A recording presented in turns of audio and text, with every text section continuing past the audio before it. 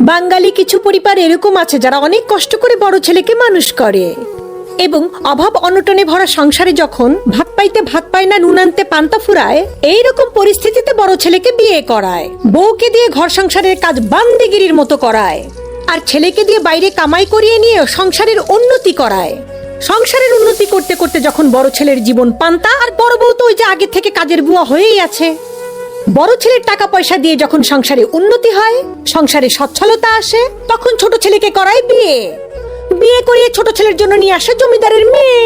কারণ সংসারে তো এখন আর টাকা পয়সার অভাব নাই, জমিদাররা তো দেখে এমনি মেয়ে দিয়ে দিয়েছে। ছোট ছেলেকে বিয়ে দিয়ে জমিদারের মেয়ে নিয়ে আসার পর তখন আর বাবা মায়ের বড় ছেলেকে ভালো লাগে না। বড় ছেলে তখন তাদের কাছে খ্যাত, তার কথা বলার ঢং ভালো না, উঁচু লেভেলের সাথে মিশতে পারে না। বড় ছেলেকে তখন জাতের মনে হয় না, কোনো পদের মনে হয় না, আধুনিক মেন্টালিটি বলে তার মধ্যে কিছুই নেই। আর বড় ছেলের বউ, সে তো পুরোপুরি একদম অশিক্ষিত, মূর্খ, চাষা, মানে তার মধ্যে কোনো শিক্ষা দীক্ষা, সৌন্দর্য, স্মার্টনেস কিছুই নাই।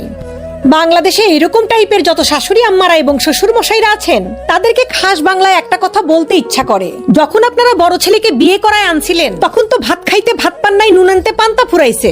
বড় পুলার কামাই ইচ্ছা মতো নিজের মতো খায়া জমায়া আর বড় ছেলের বউকে বান্দিগিরি করায় যে সংসারের উন্নতি করছেন, সেটা কি আপনারা ভুলে গেছেন?